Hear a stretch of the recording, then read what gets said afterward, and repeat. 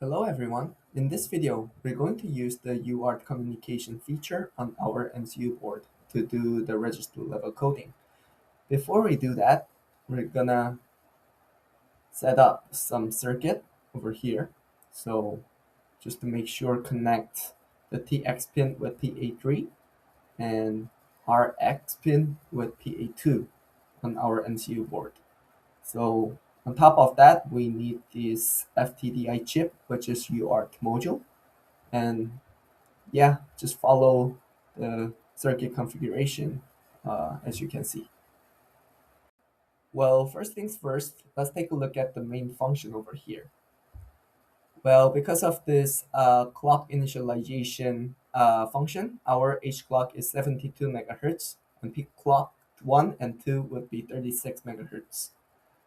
And we'll go into the UART initialization after this introduction. And well, we're going to receive the data, and then we're going to filter this data to check whether this data is uppercase or lowercase. And then we're going to transform this data into the lowercase if the data is uppercase.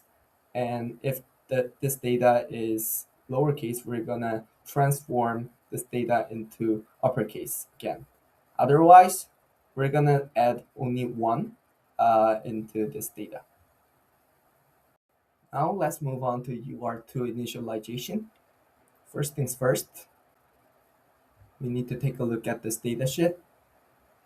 Well, the reason why we use the PA2 and PA3 is because the PA2 supports the UART2TX pin as an alternate function, and PA3 is supporting the UART2RX feature as an alternate functions as well. So in this case,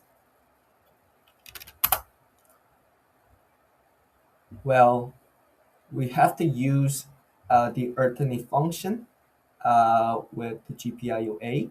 So we're gonna enable the APB2 clock, as you can see, and then we're gonna use the UART2 feature on our MCU board.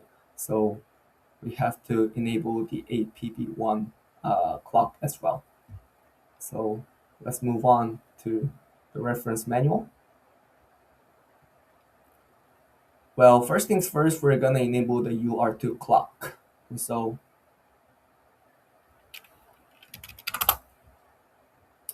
we're gonna enable the UART2 clock over here.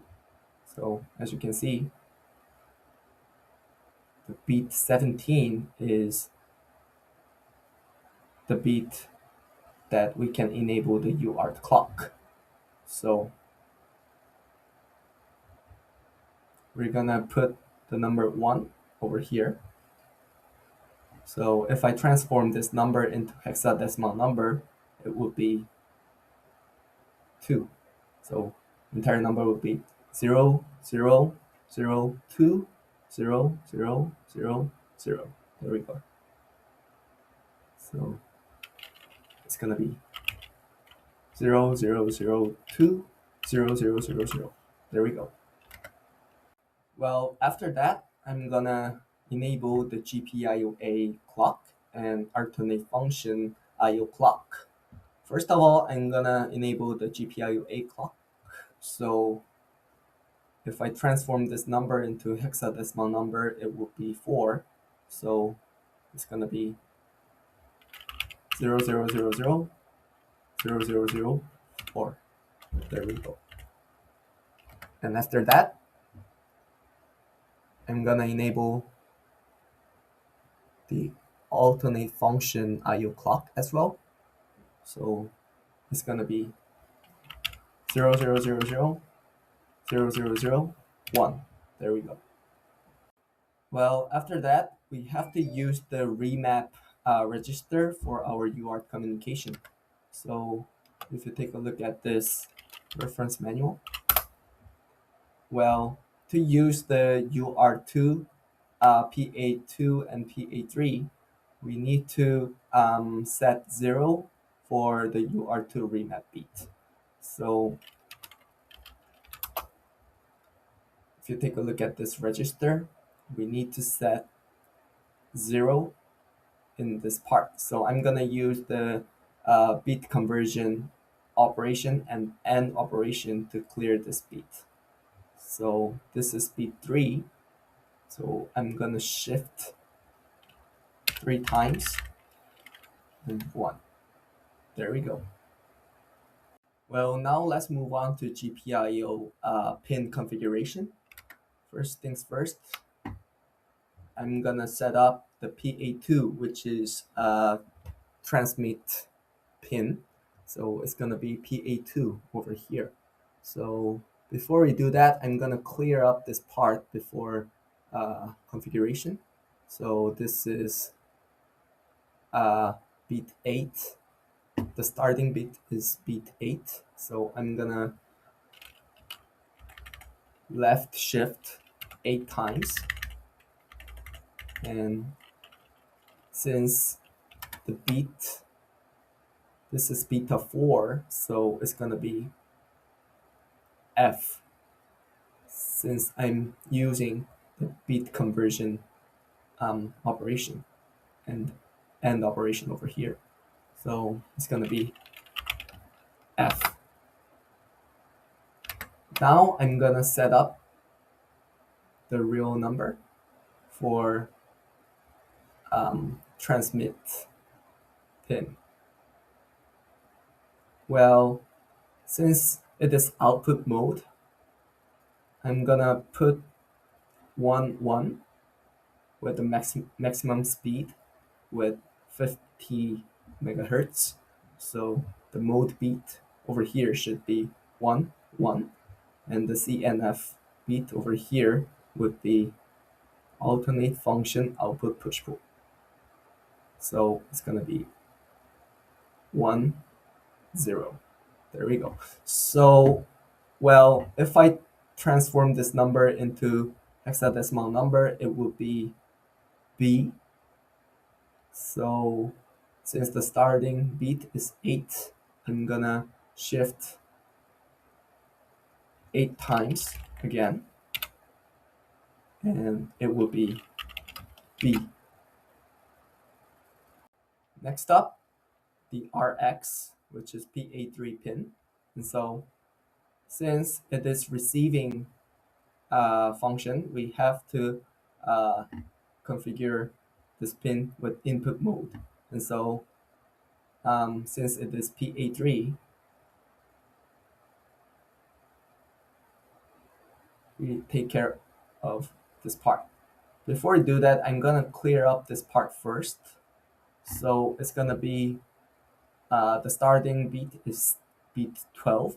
So I'm gonna push 12 times. And since it is beta 4, so it's gonna be F. Since I'm gonna use the bit conversion operation, so F. And after that, I'm gonna put the number for PA3. Well, since we're going to use the input mode, the mode beats should be 0 0, and I'm going to use the floating input. So the CNF beat over here would be 0 1. So if I transform this number into a hexadecimal number, it would be 4. So I'm going to shift again for 12 times, like this. Before we jump into UART configuration, we need to clear up the control register. So I'm gonna throw in 0 in this case. So let's move on to the baud rate register right away. Since our UART communication speed would be 9600 beat per second. So since we are using the peak clock 1 with the UR2 communication, so the peak clock 1 is now 36 megahertz. And if we divide 36 megahertz by 9600 beat per second, then it will be 3750. So we have to put 3750 in the baud rate register over here. So I'm gonna directly write down this number over here. Now I'm gonna enable some beats for UART communication. So if you take a look at this register over here, I'm gonna enable the receiver uh, and transmitter over here, and I'm gonna enable the UART as well. So as you can see, beat 3 is for transmitter enable, and beat 2 is for receiver enable. So if I transform this number into a hexadecimal number, it will be C, and this is one chunk, this is one chunk, and this is one chunk.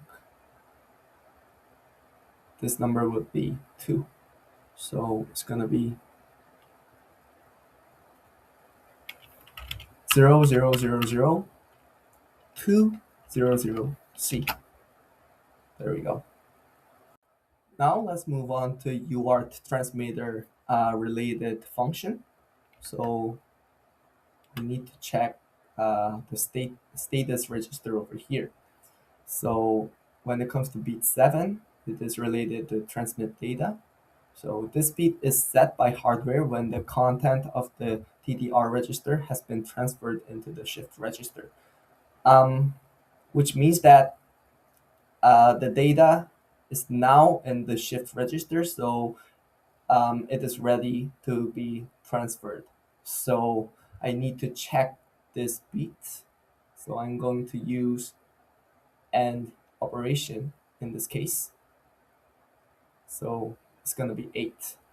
So 00000080. There we go.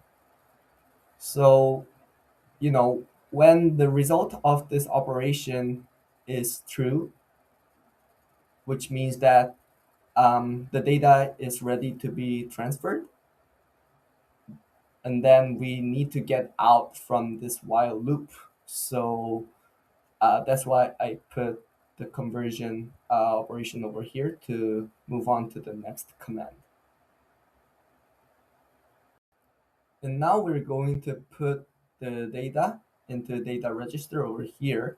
So if you take a look at this reference manual again, well, this bit is cleared by writing to the UART data register. So which means that we don't really need to clear this bit by ourselves. It is just cleared automatically.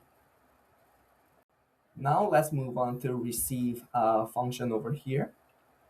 Well, we need to look at the bit 5 in this case, because bit 5 is read data register, not empty bit. So when this bit is set, which means that received data is ready to be read. And so if this result of this operation is true, then it is ready to be read, and it is now ready to move on to the next part. So we need to get out of this while loop. So that's why we need to throw in the conversion operation over here. So I'm gonna check this bit. So if I transform this number into hexadecimal number, well, it will be, this is one chunk, this is one chunk, so it will be 2. So it's gonna be 0, 0, 0, 0, 0, 0, 0, 2, 0. There we go.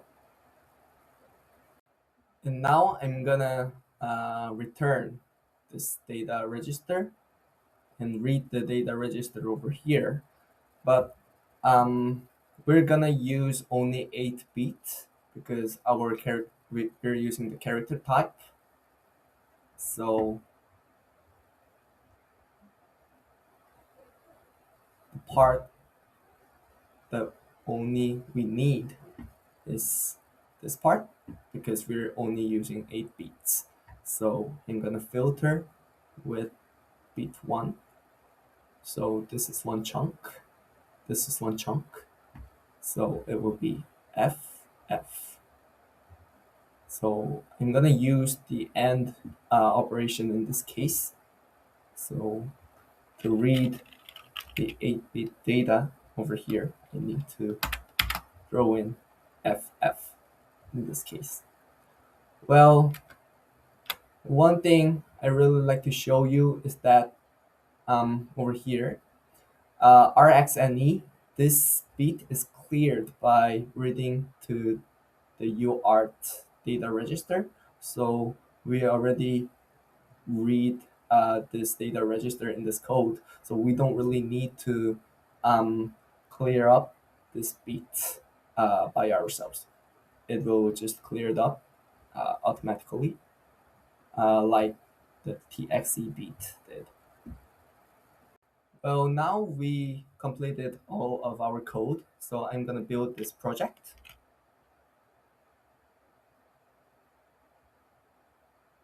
Well, build is completed.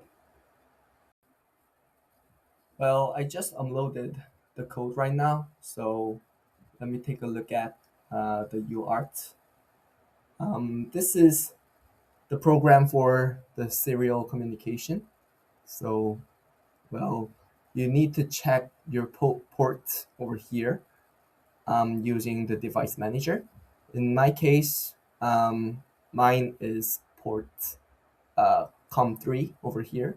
So the ball rate, like I said before, would be 9600, and data bits should be 8, and stop bits would be 1. Non-parity and no flow control. So press OK, connect. Well, if I enter the uppercase, it will transform it into lowercase like this.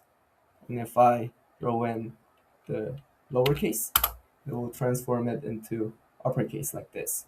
So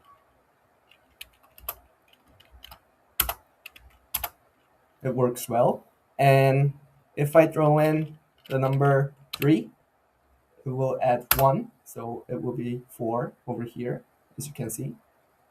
And you can do whatever you want. Yeah, I think it's working well right now. Well, this is all about today's tutorial. I hope you find it very useful through this video. And thanks for watching, and see you on my next video. Bye guys.